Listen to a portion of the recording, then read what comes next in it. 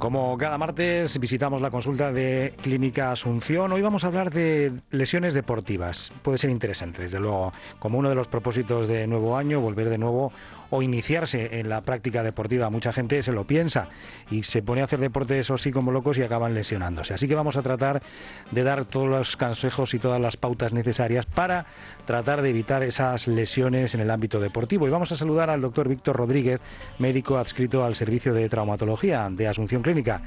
Doctor Rodríguez, ¿qué tal? Buenos días. Hola, buenos días, ¿cómo estás? ¿Todo bien? Muy bien, ya pues con nuestras zapatillas y con el chándal ya puestos para hacer algo de deporte, pero claro, no se puede empezar de cero, ¿no?, a practicar deporte, ¿no, doctor? Claro, no se puede, no es lo ideal, ¿no? Porque muchas de estas lesiones están asociadas a eso, ¿no? A pacientes o personas que empiezan a realizar su actividad deportiva pero sin una preparación previa, y eso puede ocasionar, más que todo, si no hay un calentamiento previo ni un estiramiento de la parte muscular, lesiones antes de presentar una caída o un traumatismo, como normalmente ocurre en los pacientes que sí ya son expertos en su práctica deportiva. Bueno, hay que diferenciar evidentemente la práctica deportiva profesional y la práctica deportiva amateur. ¿Cuáles son las lesiones más comunes en ambas facetas? Bueno, fíjate, dependiendo, hay que dividir las lesiones porque tenemos lesiones agudas y lesiones crónicas, pero en cuanto a lesiones agudas podemos hablar de lesiones musculares, tendinosas, ligamentarias y las óseas, que serían las fracturas, ¿no? Que ya serían por estrés o traumatismo, más que todo accidentes, ¿no?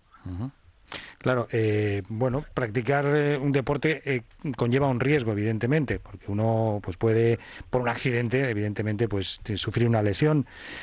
Las lesiones musculares podrían también dividirse en varias, ¿no? Contusiones, contracturas. No es lo mismo un calambre que una contractura, ¿no?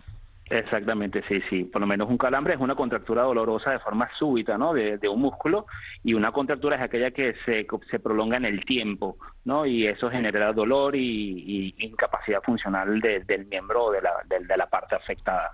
Y tampoco es lo mismo, supongo, una contractura y una rotura fibrilar. Exactamente. Sí, no son diferentes totalmente, ¿no? Porque la contractura no conlleva una rotura fibrilar, pero sí una contractura severa o importante del músculo nuevamente contrarresistencia, sí puede generar una distensión o una rotura de la fibra y generar lo que son los microdesgarros musculares, ¿no?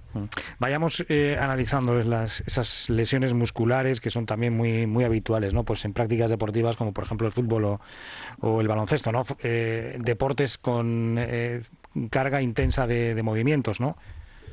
Sí, es correcto. Las roturas fibrales son muy comunes en el fútbol, sobre todo aquí en Guipúzcoa se practica bastante, sobre todo con los muchachos o los chavales, como dicen por acá, que practican esa actividad deportiva.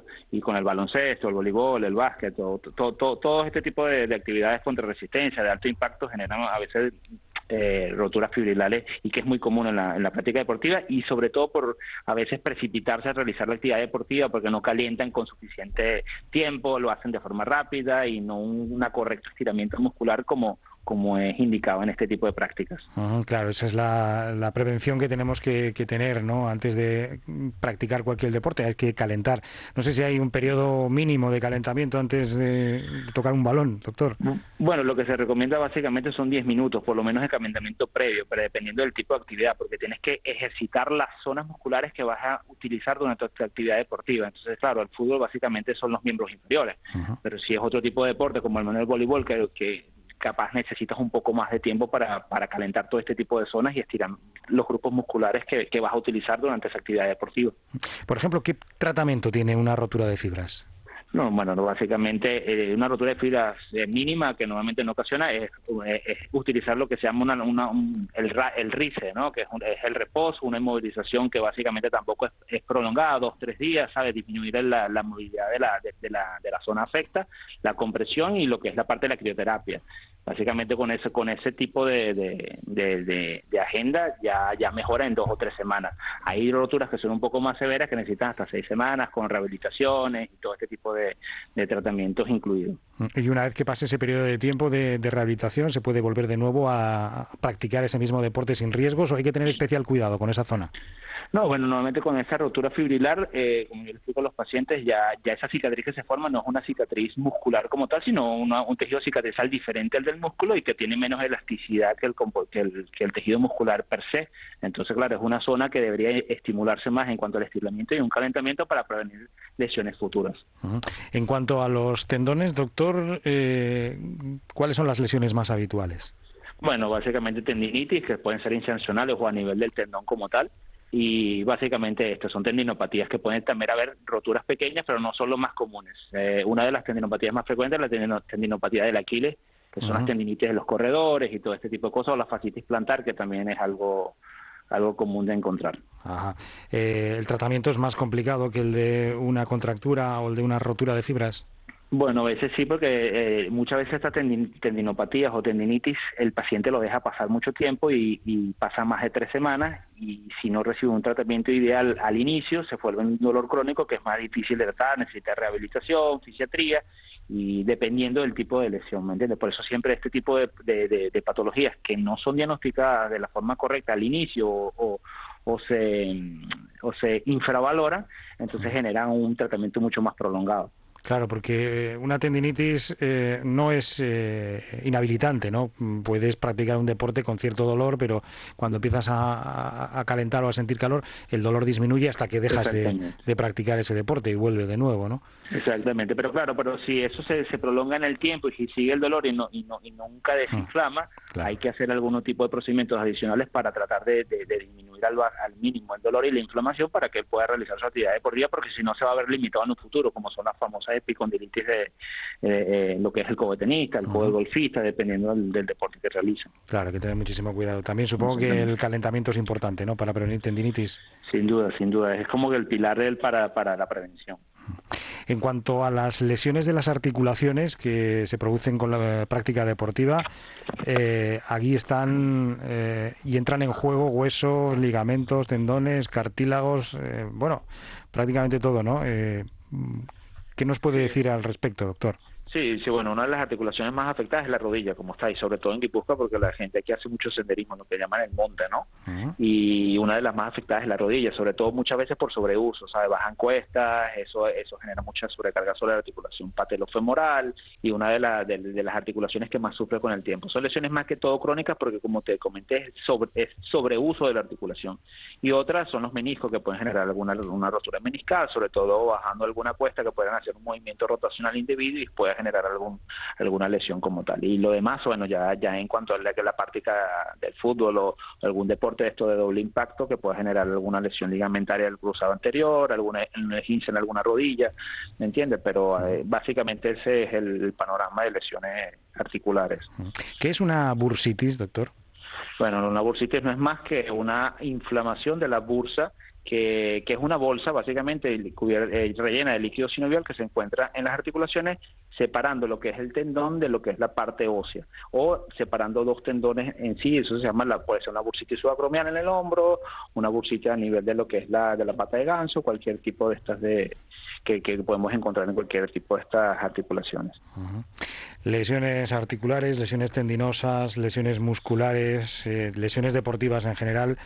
El pronóstico y el diagnóstico de una lesión deportiva, doctor, es sencillo, supongo, ¿no? Bueno, sí, pero el pronóstico depende del tipo de lesión que tengas, ¿me entiendes? Una lesión muy básica como una tendinitis puede tener un buen pronóstico, pero si es una tendinitis con una rotura además del tendón que no se diagnostica en el momento oportuno, puede tener un pronóstico un poquito más reservado o por lo menos un pronóstico de una curación a mayor tiempo, ¿no? Entonces siempre el diagnóstico diferencial y el buen diagnóstico es lo que te va a ti dar un buen tratamiento. Por eso este tipo de lesiones que no mejora de una forma rápida en una semana, con lo que te digo, la terapia del RICE, que es el reposo, el hielo, la compresión y la elevación de la extremidad, en 48 horas sí sería bueno que lo valorara por el especialista y así tener un diagnóstico precoz con un tratamiento precoz a la vez. Me refiero que con los avances tecnológicos, con las resonancias magnéticas, ecografías, etcétera, etcétera, se ve claramente cuando hay una lesión.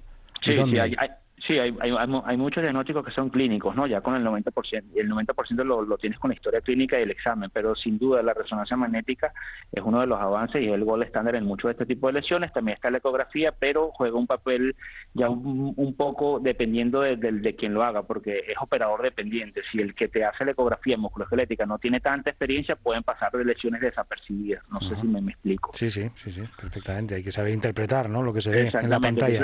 Depende mucho de quién lo elabore. Si es alguien que no tiene mucha experiencia, a veces lesiones que son muy mínimas y que no sé, si no tienes la experiencia, la experticia para poder decirte, mira, que hay una lesión, una rotura tendinosa, no la ves en el eco, a veces pasa desapercibida, tú tienes un eco normal y tienes el paciente que tiene, mira, yo no tengo nada y le hace la resonancia y ahí evidencia la lesión, en verdad que sí hay una lesión, ¿me entiendes? Ya. En cuanto a los tratamientos, lo más habitual, fisioterapia, ¿no? Pero también los casos más extremos necesitan cirugía. Sí, son lesiones tendinosas, roturas grandes, por lo menos manguito rotador y todas esas lesiones traumáticas, sin duda necesita una reparación ya sea artroscópica, abierta, dependiendo de la técnica que utilice el cirujano, pero todo depende de la lesión que tengas, ¿me entiendes? ¿Notan desde el punto de vista estacional épocas en las que hay más pacientes con lesiones deportivas? Por ejemplo, en verano o a principios de año. Bueno, sin duda en verano lo que es el senderismo, la gente practica más los deportes, sobre todo porque no hay lluvia y hay más lesiones más que todo desde el punto de vista deportivo. Pero bueno, fíjate que el año pasado lo que fue en Madrid hubo muchos esguinces y torceduras y fracturas porque estaban practicando algún deporte y se caían con la nieve, el hielo, el frío. Entonces, dependiendo de la estación, sin duda tienes un aumento de las lesiones dependiendo del sitio donde tú estés. Ya, el fin del confinamiento también afloró a multitud de deportistas que no habían hecho deporte en su vida. Sin duda, y comenzaron a hacer deporte en casa, lo realizan de mala manera, ¿sabes? Una preparación previa y también hay lesiones por esto, ¿no? Y también por el reposo prolongado, porque las personas no pudieron salir de casa y eso generó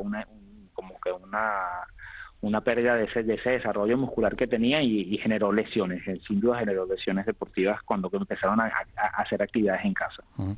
Doctor Víctor Rodríguez, médico adscrito al Servicio de Traumatología de Asunción Clínica, gracias por atender la llamada de Onda Vasca. Un saludo. Bueno, muchísimas gracias a ustedes. Hasta luego.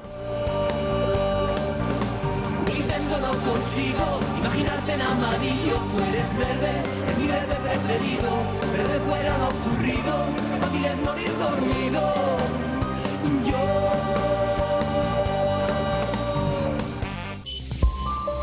Onda Vasca conecta.